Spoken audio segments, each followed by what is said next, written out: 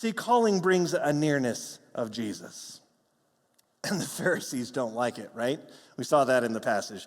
Look at how they react. What is he doing with them? That's what they ask his disciples. You know what they don't like based on that sentence?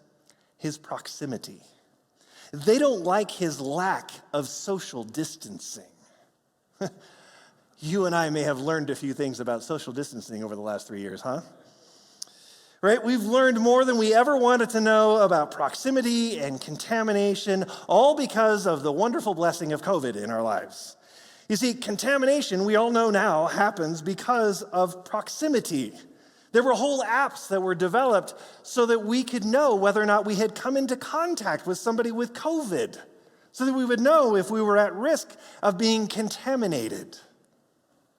You see, the Pharisees and the religious leaders believed that contamination wasn't just a physical thing, but it happened morally and spiritually as well. Just as the healthy become unhealthy through contact with the sick, they also believed that the holy would be made unholy with contact with the spiritually unclean, with the sinners. So by Jesus eating a meal with people who didn't live the right way, who cheated people, who didn't obey the Mosaic law, who didn't follow God, didn't worship him, people who were morally and spiritually corrupt, Jesus, you're going to be defiled. Why is he eating with them? Doesn't he understand that? Just as certainly as you know that you're going to get sick after you watch someone blow their nose and then start chopping carrots, this is what the Pharisees believed about Jesus. They knew that he was going to get infected. And that's why they ask his disciples, don't you know that if you want to stay well, you don't eat with sinners? And so probably sounds like I'm going to take the Pharisees to task, but I'm actually not, because I think they've got a point. You know, my dad used to always tell me that you are known by the company that you keep. Did you know that some Bible commentators think the reason for the dietary restrictions in the Mosaic Law is to keep the Israelites from having meals with non-Israelites and possibly getting deceived into pagan ways of doing things? Because meals are intimate. You exchange ideas, and maybe you might get hooked on one. And think about all those dietary laws in Leviticus. They're so detailed. There's so many things that you couldn't eat, and so many things that you, if you were a Jew, had to eat according to God's statutes. That if you lived that way, if you wanted to live according to God's statutes, you just simply could not eat a meal with anyone who wasn't going to be compliant with that code. You see, they would either not get it, or they would think you're an idiot and intentionally serve you something that violated the dietary code. I mean, I would, because, bacon. So that's why if you were a Jew, you could never eat with a pagan. You couldn't do it. And after the Jews return from their exile, they come back to Israel, they go through 500 years of living strictly by these standards, keeping themselves apart from pagan practices. And this is the background of the Jewish thought as these Pharisees are seeing Jesus eat with these tax collectors, right? So I told you about that maxim my dad taught me, right? You'll be known by the company you keep. You've probably heard this maxim too at some point in your life. And the maxim asserts that you and I become like the company that we associate with. And it's a hard truth, but I think it is mostly true. I think it is. The friends you keep will rub off on you. And even if you don't do the things they do, people will watch you with those people and will assume that you do those things. It's unfair, but that's a reality that we live with in a world in which we have to intermingle. So here's Jesus, not just incidentally attracting sinners, right? I mean, it would be one thing if they were just like, oh, it just happened to be a sinner or two that just happened to, mingle into the crowd, and he couldn't keep track of that. No. He's intentionally calling a tax collector and then going to his house where they invite a bunch of tax collectors to sit around and have a meal. He's there on purpose. He's intentionally choosing to associate and keep company with people that everybody else considered to be suspects.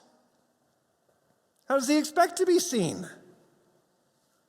He's eating a meal with them. Doesn't he know that people are going to draw conclusions about who he's eating with and himself by extension? But you have to understand, and you probably already do, and Jesus is smashing through all of these perceptions and all of these codes like Godzilla with Tokyo. He's just crushing them. He ignores clean and unclean laws. He ignores dietary laws. And that just infuriates and shocks the Pharisees. You're being defiled. You're being tainted. You're going to be spiritually contaminated by these people. Why are you eating with them? It's wrong. And Jesus simply says, they're why I came. They're the whole reason why I'm here. You see, Jesus came near to bring healing. Look at what verse 12 says. But when he heard it, that is the complaining from the Pharisees, he said, those who are well have no need of a physician, but those who are sick. He basically says, yep, you're right. These people are contaminated. They're sick. They keep sneezing in the olives. And he says, that's why I'm here. They need a physician. I'm here to heal them. And don't you see that? Oh, what a great zinger for those evil Pharisees. Let's bash them some more. And it is a great zinger, isn't it? But if you realize the deeper truths of what he says, there is so much more to this. Listen, if a doctor, any doctor in the world today, wants to help people with a rare disease, they have to take precautions so that they themselves don't get sick. Because you can't help somebody with Ebola if you have Ebola, right? And so they put on masks and gloves. I guess with Ebola, they actually put on a full hazmat suit, whatever, right? But a physician goes to where they are, and then they take precautions to make sure that there's every opportunity to not get sick as possible. They don't take any unnecessary risks, because if they die, who helps the sick? Now, this is how the Pharisees see things too. Keep yourself protected from infection. We know how to get well again. It's through the whole sacrificial system and obeying the law of God. And we know that that's good. And so we're going to keep ourselves separated from the sick people so that we can show them the good way in order for them to live. And then if they respond to the way that we're showing them, then we can bring them near, because then they'll be more holy. That's how the Pharisees think. Yes, these people look infected. So let's keep our distance and show them what God considers to be healthy and how they can get better. But they're responsible for their decisions first. Then we might help them if they fess up. But you see, Jesus doesn't behave like that. This is what it means for him to be the hope that you've been looking for. He just dives in. No mask, no rubber gloves. In fact, he didn't put on proper PPE at all. He's just right in there. See, just a little bit before this meal, in Matthew chapter 8, there's this amazing encounter with a leper. Pick up with me in verse 1. When he, Jesus, came down from the mountains, great crowds followed him. See, I told you there were great crowds. And behold, a leper came to him and knelt before him, saying, Lord, if you will, you can make me clean. Now, lepers were considered to be absolutely contaminated. They were totally unclean, physically and spiritually. Physically, they had a skin disease. People were afraid of leprosy in every society on earth. It's not just the Jews. And it was illegal then for them to approach people. If you had leprosy, it was illegal for you to even come close to a person. In every society, which means they weren't allowed in the Jewish system to come to the temple or the synagogue. There was no way for them to become spiritually, ritually clean. They couldn't even do it because they couldn't come into the presence of the people. And so they were considered unclean in every way. And look at what happens in this story. a leper walks right into the crowd and kneels down before Jesus. This is shocking to the crowd. But then the leper says something that's even more amazing. He says, if you will. He believes that all Jesus has to do to make him clean is will it. If you will, you can make me well. And Jesus doesn't have to mumble any incantation. He doesn't have to snap his fingers or click his heels together 3 times. He doesn't have to do any of that.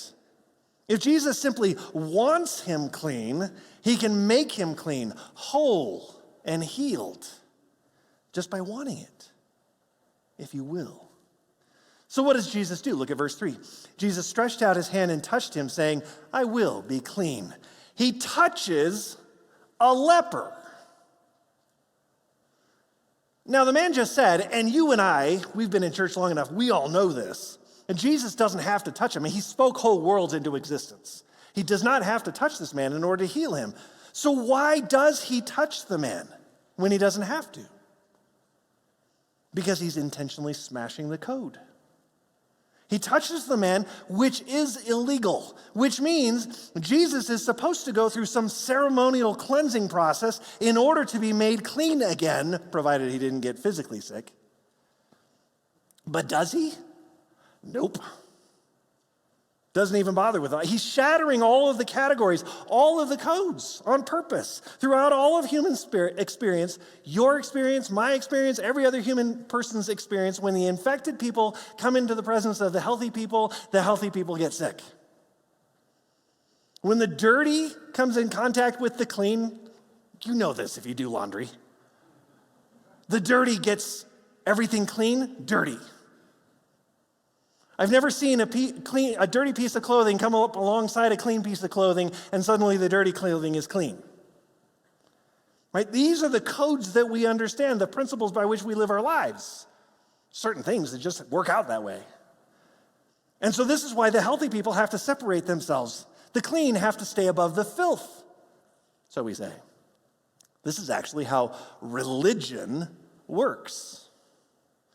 You work very hard to be good. You work very hard to be acceptable to God. All religions do this, if they believe in God.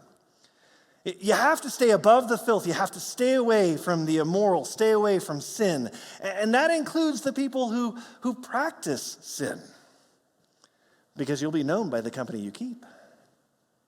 So when Jesus touches a leper, when Jesus eats with sinners, when Jesus calls tax collectors, he's saying, I don't fear being stained. In fact, the whole reason why I came is to remove stains. The sick need a physician. That's who I am. They can't make me sick. I make them well. I am cleanliness itself. I am holiness itself. My purity can never be stained. I am the clean that can't be bleached. I'm so clean. And if I will it, infection itself begins to work in reverse. Stains are driven out. The clean begins to infect the unclean with wellness and holiness.